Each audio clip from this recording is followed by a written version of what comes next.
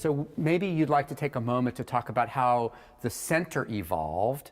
Really, we set up New Swan Shakespeare Festival first and got it running for a few years. I will say that our first season, just historically, because this is archival, our first season was 3 weeks. We sold out in 3 days, and we had no idea that it would be so embraced by the community. So we moved then to 5 weeks, and we sold that out, and we now run 8 weeks, and we're basically sold out as well. And also thanks to the Illuminations student rush, which you put together last year, so that our students can come and grab a seat on the night of performance for free. So last year then, we had been applying for status for the UCI Shakespeare Center, and it came into being in this past year. So why don't you talk a little bit about how that evolved and what it means now? Well, certainly the nucleus of it has been what I call academic support for New Swan Shakespeare Festival.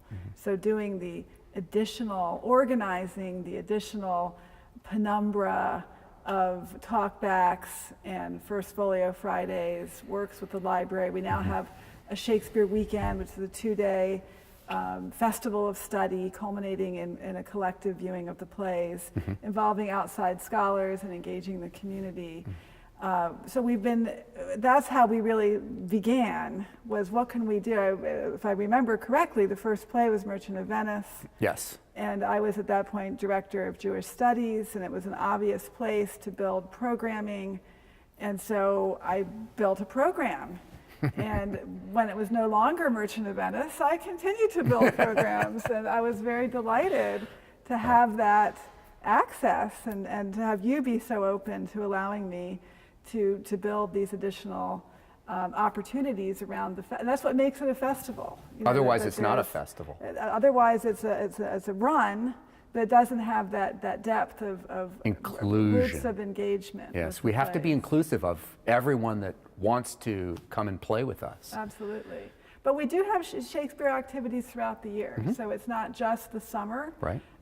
You know, I do community teaching all year round, you know, at Laguna Senior Center, Laguna Woods Shakespeare Society, Osher. You and I have both spoken for the Osher group, and I speak for them independently.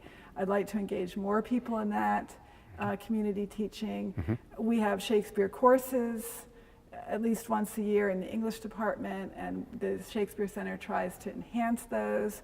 I try to connect actors to academics. I said, Eli would love to come to your class and talk for an hour on what it means to direct a play.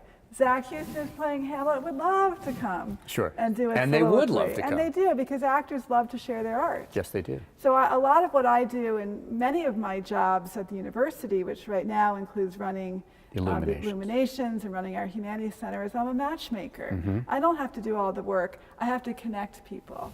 And that, in the case of the Shakespeare Center, that's connecting theater people with academics and with publics. So that's been very exciting. And we now have an endowed public Shakespeare lecture. We'll have our first one in February. We will have that annually, thanks to a generous gift from a donor, Mr. Kirk Davis. And we'd, of course, like to have more such endowed events. They're what help create continuity. And maybe an endowed chair. That's certainly my goal. You know, I've been at the university for 27 years.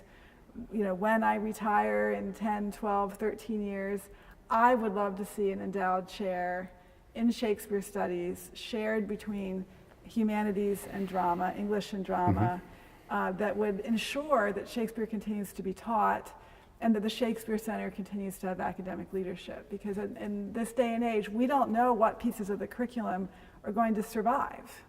And we need to be really stewarding and shepherding the things that we think are most important. And endowed chairs are one very substantial, daunting, but substantial way to do that, to say, into the future, we want Shakespeare taught.